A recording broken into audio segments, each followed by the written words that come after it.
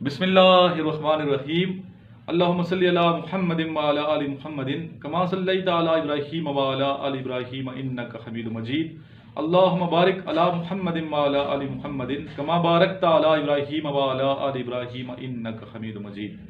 السلام علیکم تمام خواتین و حضرات اور میرے عزیز طلبہ و طالبات، آج ہم نے ایک ایجوکیشنسٹ کو ریکویسٹ کی ہے کہ تشریف لائیں یہاں پہ اور اپنے خیالات کا اظہار کریں، اپنے قیمتی جو تجربات ہیں ان سے ہمیں آگاہ کریں اور ایجوکیشن کے لحاظ سے ان کا کیا پوائنٹ آف ویو ہے آپ اس ویڈیو میں ملاحظہ کریں گے۔ وہ تمام اسٹوڈنٹس جو مجھے سنتے ہیں، اس لیکچر کو، اس انٹرویو کو، اس ویڈیو کو آپ نے بڑے غور سے دیکھنا بھی ہے اور آگے شیئر بھی کرنا تاکہ دوسروں کو بھی فائدہ پہنچے۔ نہ صرف اسٹوڈنٹس میں اس کو شیئر کریں بلکہ اپنے اساتذہ کرام اور ایسے گروپس میں جہاں مختلف ٹیچرز شامل ہیں ان کو بھی یہ ویڈیو پہنچنی چاہیے۔ صدقہ جاریہ کی نیت سے آپ نے اس کا لنک آگے شیئر کرنا ہے۔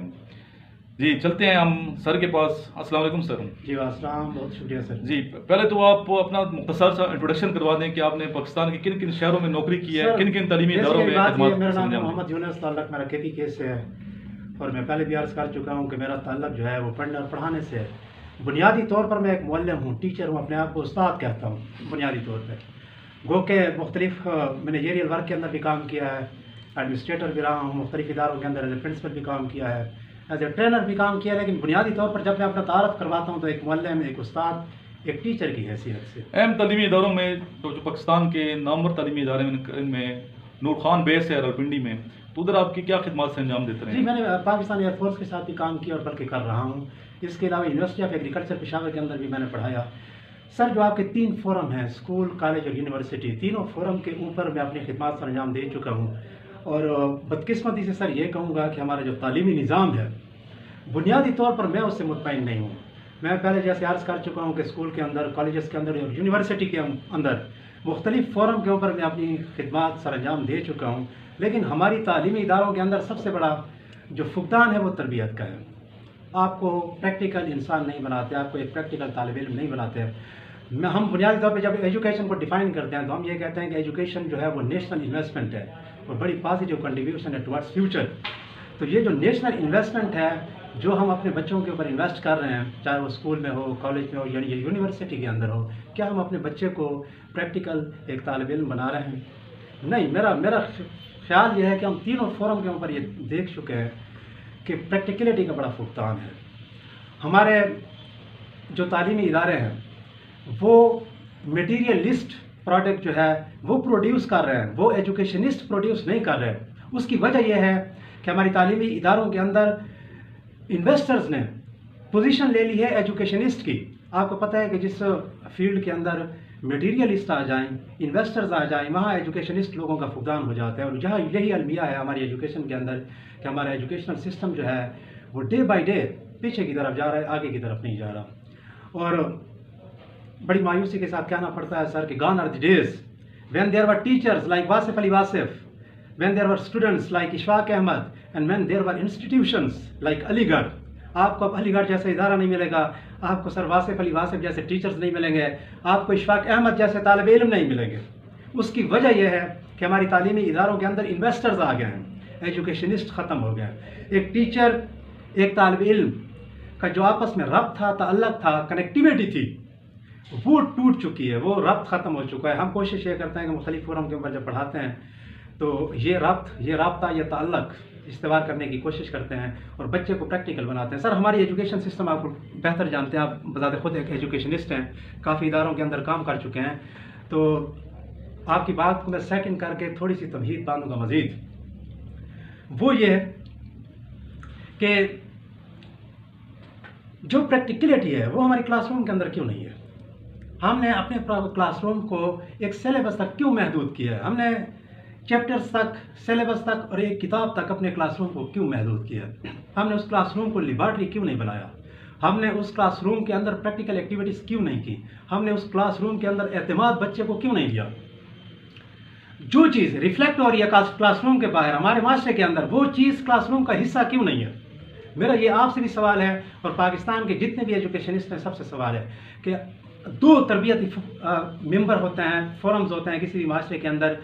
ہمارا سب سے بڑا جو اپنا ممبر ہے وہ تربیتی سینٹر ہے یا کلاس روم ہے وہ تربیتی سینٹر ہے.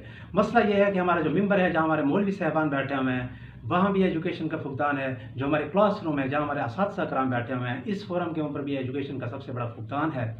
دونوں ہمارے جو فورم ہے چاہے وہ ممبر ہے چاہے وہ کلاس روم ہے وہ کولیپس کر چکے ہیں. اس کی وجہ یہ ہے کہ ہمارا معاشرے کے اندر وہ جو ایجوکیشنسٹ کا ایک رول تھا وہ انویسٹرز نے لے لیا ہے. ایجوکیشنسٹ ختم ہو گئے ہیں. ہر فورم کے اوپر ان کو ڈسکریج کیا جا رہا ہے. اور سب سے اہم بات جو اکثر میں سر کہتا ہوں جو اسٹوڈنٹس ہیں اسٹوڈنٹس کا سب سے بڑا ہتھیار تھا وہ تھا سوال. ہم نے سوال کرنے کا حق اپنے طالب علم سے چھین لیا ہے.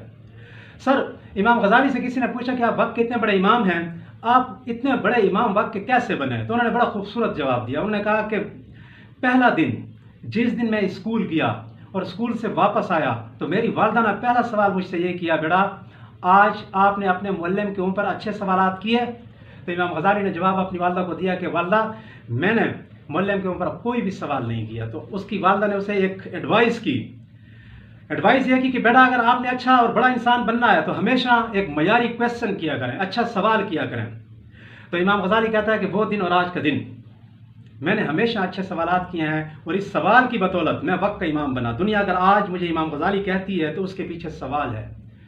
سر میرا آپ سے اور پاکستان کے تمام ایجوکیشنسٹ سے یہ سوال ہے کہ کیا ہم نے اپنے طالب علم کو وہ جرأت دی کہ وہ کلاس کے اندر ایک اچھا سوال کر سکے؟ ہم نے سوال کا حق چھین لیا اپنے طالب علم سے, جس کی وجہ سے میں اکثر یہ کہا کرتا ہوں کہ نہ وہ ٹیچر رہا نہ وہ طالب علم رہا. تو میرے خیال میں سوال کو انکریج کیا جائے ہر فورم کے اوپر, اسٹوڈنٹس کو موٹیویٹ کیا جائے کہ وہ اچھے سوال کریں اور ٹیچرس کو بھی چاہیے کہ وہ بھی ان کو ڈسکریج نہ کریں. اچھے سوالوں کا ایک فورم ہونا چاہیے, ایک اچھے سوالوں کی گیو اینڈ ٹیک ہونی چاہیے. میرے خیال میں سب سے بہتر وہ سیکھیں گے. اور ایجوکیشن کا تھوڑا بہت جو المیہ ہے ہمارے معاشرے کے اندر وہ یہ ہے, پہلے ہم کہا کرتے تھے اکثر کہا کرتے تھے بلکہ ایجوکیشنسٹ کی زبان زد عام تھی یہ بات کہ destiny of our education is being shaped in its education and revolution through classrooms. ہم اکثر ہر فورم کے اوپر یہی سنتے تھے.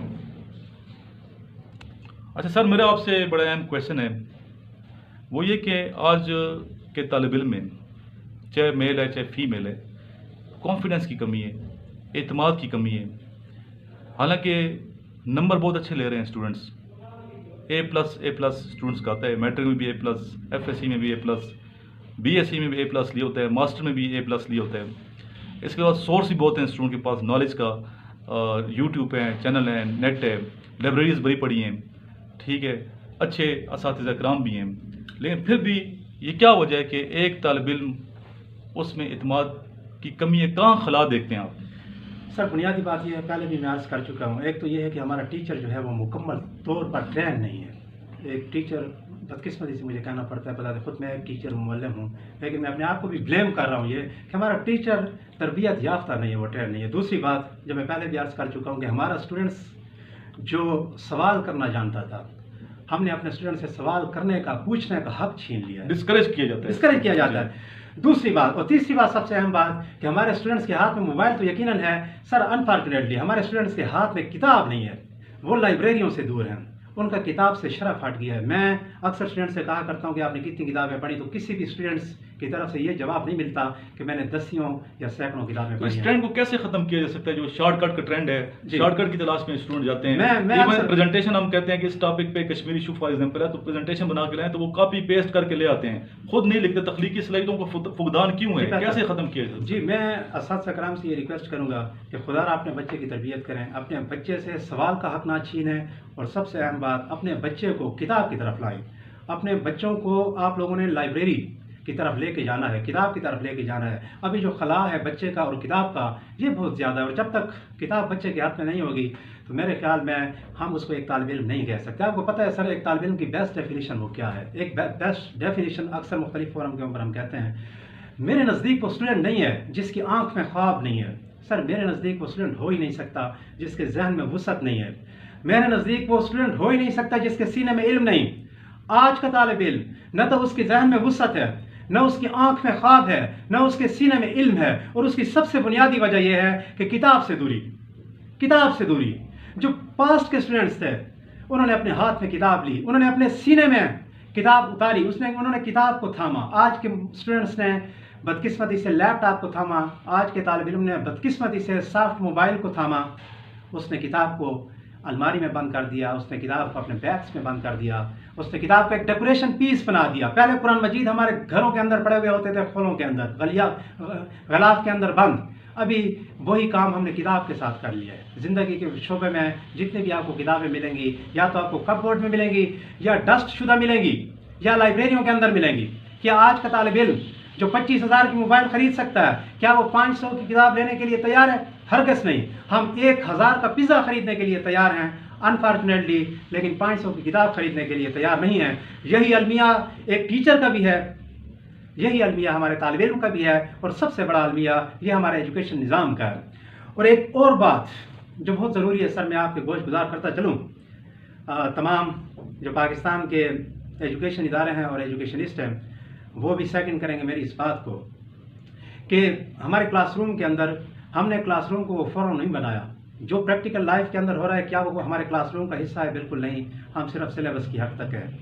एक तो ये है कि हम सिलेबस से आगे का सोचें, सितारों से आगे जहाँ और भी हैं। ये अल्लामा इकबाल ने कहा था हमारे स्टूडेंट्स के बारे में, और हमारा स्टूडेंट्स 2+2 = 4 इसकी गेम से आगे नहीं निकल सकता। वो एक प्रैक्टिकल बंदा। अच्छा, सबसे अहम बात sir, today's education differ, one is education and other is practical life. When our students enter into the practical life, he leaves the education, and when he takes education, he remains far away from practical life. So isolation of practical life and education creates problem. और मैं कहता हूँ कि सबसे बड़ा मकीम यही है sir, education का प्रैक्टिकल ना होना। हमारे इलाके का सबसे बड़ा अलमिया यही है, एजुकेशनिस्ट को प्रैक्टिकल होना चाहिए, हमारे बच्चे को प्रैक्टिकल होना चाहिए। अगर एजुकेशन और प्रैक्टिकलिटी को हम साइड बाई साइड लेके नहीं चलेंगे तो मेरा नहीं ख्याल, मैं अक्सर कहा करता हूँ हमारा मास्टर बहुत जल्द कोलैप्स कर जाएगा, बल्कि कोलैप्स कर गया है एजुकेशन के मैदान के अंदर। तो हम खुद मुअल्लिम हैं, मुख्तलिफ इदारों के अंदर काम करते हैं, हमें बड़ी बदकिस्मती से ये कहना पड़ता है। मैं डिस्करेज नहीं कर रहा, मैं मायूस नहीं कर रहा, लेकिन मैं सही मानूं हकीकत दिखा रहे हैं। मैं एक हकीकत दिखा रहा हूँ, मैं मायूस बिल्कुल नहीं हूँ। आज के तालिब इल्म से मैं मायूस नहीं हूँ, उस्ताद से जज्बा मौजूद है, जज्बा मौजूद। मैं तालीमी इदारों से बिल्कुल मायूस नहीं हूँ, लेकिन सर मैं एक हकीकत है, अगर आप हकीकत को सुनेंगे नहीं, मैं हकीकत बयान नहीं करूँगा तो फिर तस्हीह तो नहीं होगी ना सर। ऐसे ही तस्हीह करने के लिए हमें कभी कभी आउटस्पोकन होना चाहिए, हकीकत बयान करनी चाहिए, और अगले को खंदा पेशानी से वो हकीकत सुननी भी चाहिए। लास्ट में सर मैं आपसे क्वेश्चन करूंगा, last but not the least, कि आज की तालिब इल्म और टीचर को आप क्या एडवाइस करेंगे? सर टीचर को मैं एडवाइस ये करूँगा कि अपने स्टूडेंट्स से सवाल का हक ना छीनें, अपने स्टूडेंट्स को एतमाद दें, अपने स्टूडेंट्स के साथ एक फ्रेंडली रवैया रखें, एक इनफॉर्मल रवैया रखें, आउट ऑफ द वे जाके उसके साथ बात करें ताकि उसके अंदर एतमाद है, उसकी बाकायदा शख्सियत साजी हो, तरबियत साजी हो। शख्सियत साजी और तरबियत साजी का सबसे बड़ा खला इसलिए है कि हमारे टीचर और स्टूडेंट्स के दरमियान गैप है। तो मैं अपने टीचर को ये रिक्वेस्ट करूँगा कि खुदा इस गैप को फिल करें, इस वैक्यूम को फिल करें, स्टूडेंट्स के करीब जाएँ, उसको एतमाद दें, वो आपके लिए बैठा है, उसको थपकी दें, उसको शाबाश दें। हमने शाबाश का हक छीन लिया सर, हम एक स्टूडेंट्स को अप्रिशिएट नहीं करते, उसको शाबाश डिस्करेज करते हैं, डिस्करेज करते हैं। मेरे नज़दीक सबसे बड़ा ईंधन जो है एजुकेशन का वो शाबाश है। अगर हमने थपकी शेर नशा पिला के गिराना तो सबको आता है, मजा तो तब है गिरतों को थाम ले साकी। ऐसे स्टूडेंट जो पीछे है, जिसमें हौसला नहीं है, टीचर्स को चाहिए कि उसको अप्रिशिएट करे, उस पर ट्रस्ट करे, इतना ट्रस्ट करे कि उसमें कॉन्फिडेंस पैदा हो। और तालिब इल्म के लिए सर आपकी क्या एडवाइस है? सर इसके साथ मैं एक बात और भी आपके गोश गुजार करता चलूँ, एक टीचर को ये चाहिए कि बच्चे के अंदर खुद ही वो पैदा करें।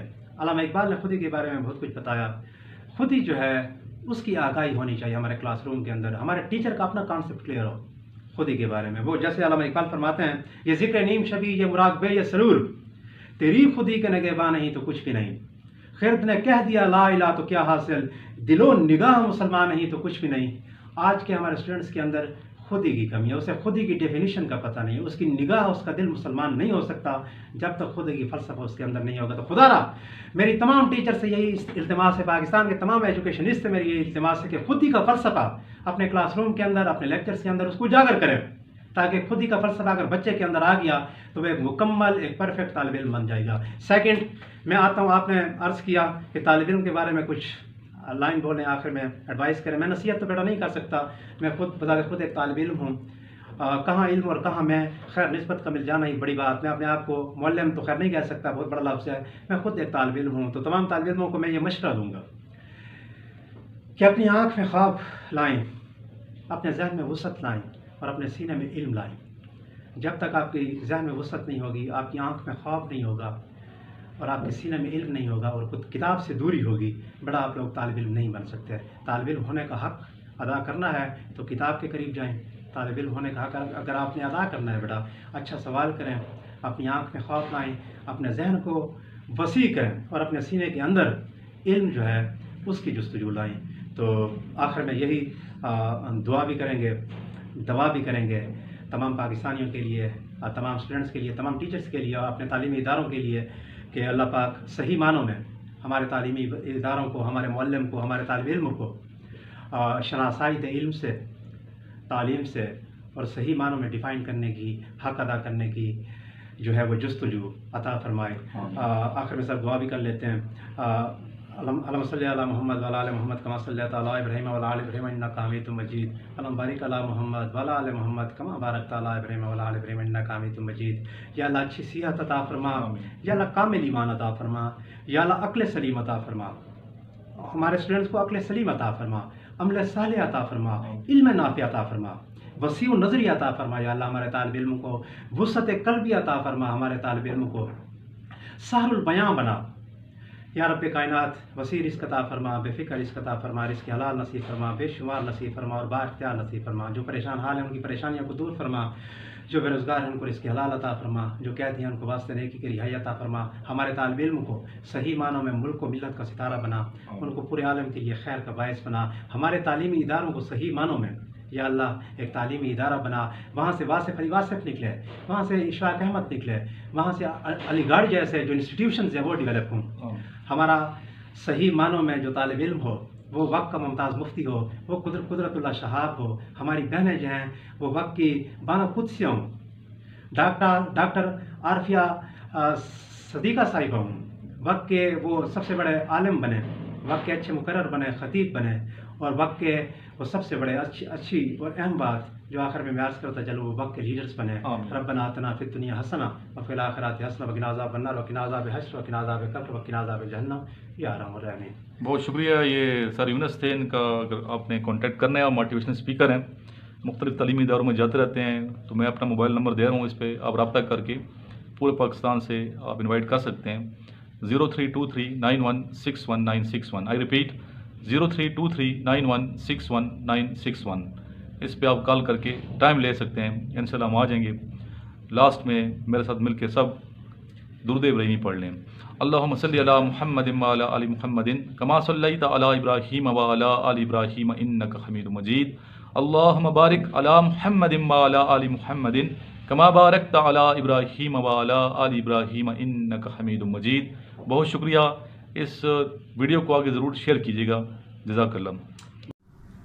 السلام علیکم، my name is Murad Ali and I am from Sheikhupura.